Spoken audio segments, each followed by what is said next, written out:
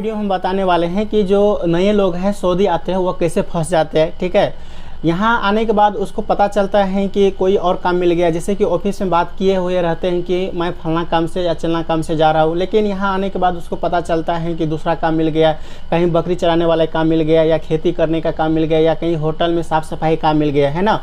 लेकिन यहाँ आने के बाद बुरी तरह से फंस जाते हैं और उसको काम में मन नहीं लगता है, क्योंकि उसको मालूम रहता है कि मैं फलना काम से जा रहा हूँ, लेकिन उसको बकरी चराने दे देता है।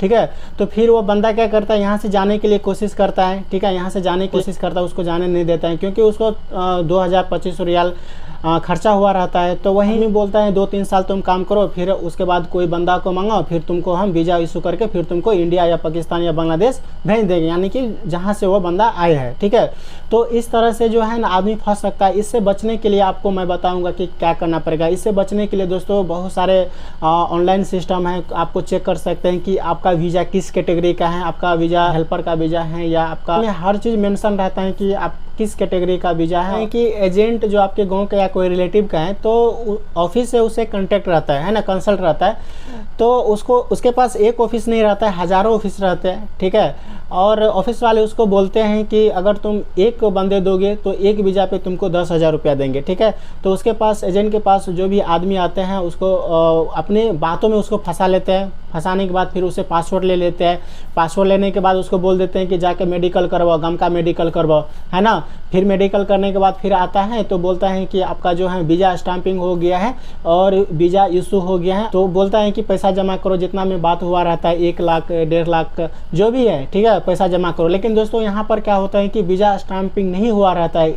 तो जो फेक एजेंट होता है वीज़ा स्टाम्पिंग नहीं किए रहते हैं और आपसे पैसा ले लेता है। ठीक है, तो वीज़ा स्टाम्पिंग हुआ है कि नहीं हुआ है, आपका वीज़ा इशू हुआ है कि नहीं हुआ, वो कैसे चेक करिएगा वो हम आपको अभी बता रहे हैं। ठीक है, अगर आपसे कोई एजेंट बोलता है कि आपका वीज़ा इशू हो गया है, आपका वीज़ा स्टाम्पिंग हो गया है, तो आप कैसे इसको वेरीफाई करिएगा, कैसे ऑनलाइन चेक करिएगा, मैं आपको अभी बताएंगे। ठीक है, बहुत ज़रूरी है दोस्तों। अगर आपसे कोई एजेंट धोखा कर रहे हैं आपसे, है ना, आपसे गलत बोल रहा है, झूठ बोल रहा है, तो आप खुद से ऑनलाइन चेक कर सकते हैं कि आपका वीज़ा स्टाम्पिंग हुआ है कि नहीं हुआ है। ठीक है, वो एजेंट आपको एक मोफा नंबर देगा और मोफा नंबर से आप चेक कर सकते हैं कि आपका वीज़ा किस कैटेगरी का है। उसमें हर चीज़ मेंशन रहता है कि आप कंपनी में जा रहे हो, किस काम के लिए जा रहे हो, आपका वीज़ा नंबर क्या है। ठीक है, सारे चीज़ मेंशन रहता है दोस्तों। ठीक है, तो अभी हम आपको बताएंगे किस तरह से चेक करते हैं। ठीक है दोस्तों, अब पूरा लाइव के साथ हम दिखा रहा हूँ कि आपका वीज़ा जो लगा है वो फेक है या सही है। ठीक है,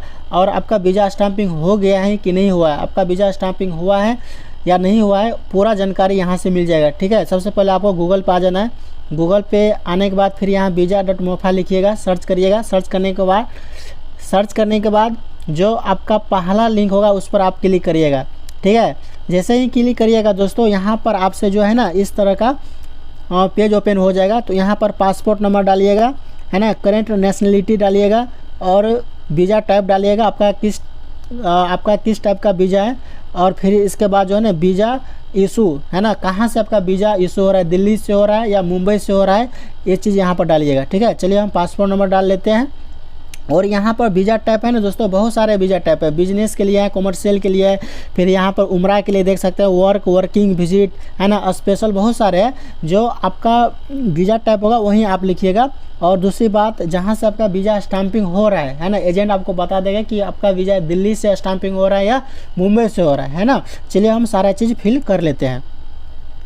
चलिए दोस्तों, हम सारा चीज़ यहाँ पर फिल कर लिए और यहाँ पर इमेज कोड, है ना, यहाँ पर जो कैप्चा देख रहे हैं एक कैप्चा आपको यहाँ पर डालना है। चलिए यहाँ पर कैप्चा भी हम डाल लेते हैं।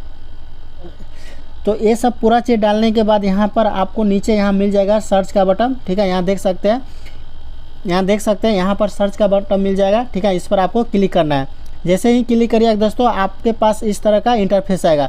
जैसे ही ओपन किए दोस्तों यहाँ पर आपका कुछ दिखाई नहीं दिया। जैसे ही ओपन किया ना आपका वीज़ा इशू दिखाई दिया, है ना, कुछ दिखाई नहीं दिया। और यहाँ पर ओनली देखिए पासपोर्ट नंबर से अपना जो है एप्लीकेशन नंबर यहाँ देख सकते हैं। ठीक है, देखिए तो मैं दिखा रहा हूँ, ये यहाँ पर एप्लीकेशन नंबर है ना, यही इसी को मोफा नंबर बोलते हैं ना। चीज़ यहाँ पर क्लियर कट बताना चाहता हूँ कि अगर आपका वीज़ा स्टाम्पिंग होता तो यहाँ पर देख सकते हैं बारकोड, है ना, एक यहाँ पर बारकोड है। अगर वीज़ा स्टाम्पिंग होने के बाद यहाँ पर नीचे एक और बारकोड आ जाएगा, है ना। जैसे ही स्टाम्पिंग होगा आपका एक और बारकोड नीचे आएगा और यहाँ बगल में जो है ना, बगल में आपका यहाँ डॉक्यूमेंट नंबर लिखा हुआ आ जाएगा, ठीक है। मतलब इस तरह का आप देख सकते हैं, ऐसा कुछ भी नहीं है, ना यहाँ पर 2 बारकोड है और नहीं यहाँ पर जो है डॉक्यूमेंट नंबर है, ठीक है। चलिए दोस्तों, अब हम बताने वाले हैं कि जिसका वीज़ा स्टाम्पिंग हुआ रहता है वह किस तरह का दिखाई देता है ना, किस टाइप का दिखाई देता है, मैं अब ये आपको बता रहा हूँ।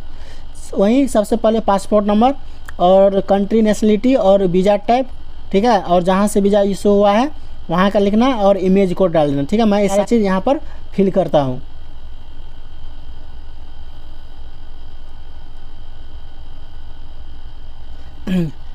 चलिए दोस्तों, यहाँ पर हम पासपोर्ट नंबर डाल दिए हैं, करेंट नेशनलिटी डाल दिए हैं, वीज़ा टाइप डाल दिए हैं और जहाँ से वीज़ा इशू हुआ है वहाँ डाल दिए और इमेज कोड हम अपना ही डाल दिए यहाँ पर पासपोर्ट नंबर, क्योंकि मुझे दूसरा नहीं था, ठीक है, तो इसलिए मैं अपना यहाँ पर पासपोर्ट डाला, ठीक है। और करेंट नेशनलिटी, ठीक है, इंडिया, और वीज़ा टाइप मैं वर्क के लिए यहाँ पर आया हूँ तो मैं यहाँ पर वर्क दिया, ठीक है।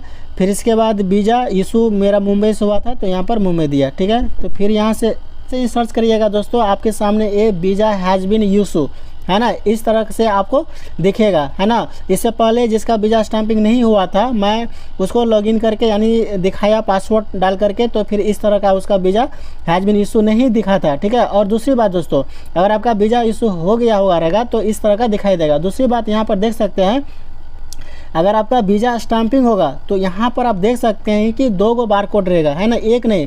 इससे पहले मैंने दिखाया था तो यहाँ पर 1 बारकोड शो कर रहा था, लेकिन ये मेरा वीज़ा स्टैंपिंग हो चुका है, ठीक है, इसलिए यहाँ पर जो है 2 बारकोड दिखा रहा है। दूसरी बात, यहाँ पर देखिए स्पॉन्सर नेम भी लिखा रहा है, लेकिन उसमें नहीं लिखा था। अगर वीज़ा स्टैंपिंग होने के बाद स्पॉन्सर नेम भी लिखा हुआ रहता है और इसके बाद एक डॉक्यूमेंट नंबर आपको इशू हो जाएगा, है ना। डॉक्यूमेंट नंबर यहाँ देख सकते हैं, डॉक्यूमेंट नंबर, लेकिन इससे पहले जो मैंने बताया था उसमें ना डॉक्यूमेंट नंबर था, ना 2 बारकोड था, ना स्पॉन्सर नेम था, है ना। इस तरीके से आप समझ सकते हैं कि वीज़ा स्टैंपिंग हुआ है कि नहीं हुआ। दूसरा बात दोस्तों, आप किस काम से लिए जाते हैं, है ना, यहाँ पर आपको नीचे दिखाई देगा ऑक्यूपेशन, है ना। ऑक्यूपेशन क्या है आपका, यहाँ पर आप अरबी नहीं जानते हैं तो इसको आप ट्रांसलेट करके देख लीजिएगा कि आपका ऑक्यूपेशन क्या है, यानी कि आप किस काम से लिए जा रहे हैं, है ना।